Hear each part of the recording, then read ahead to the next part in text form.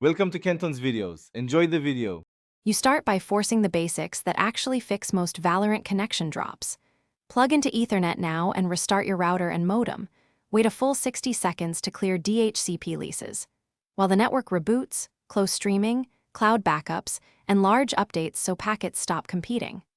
Once done, run a quick ping to the game server IP or use in-game latency display to confirm improvements. Doing this first speeds every later step and isolates whether the issue is local or external. Next, tune both your PC and router for low latency. On your network adapter, set 1 Gbps full duplex if available and disable power saving on the NIC so it won't throttle.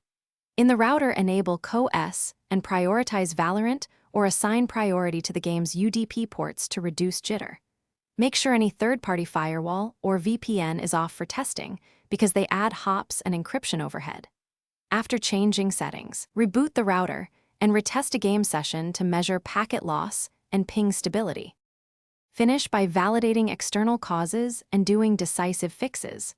Check Riot server status and, if possible, switch regions to see if latency improves.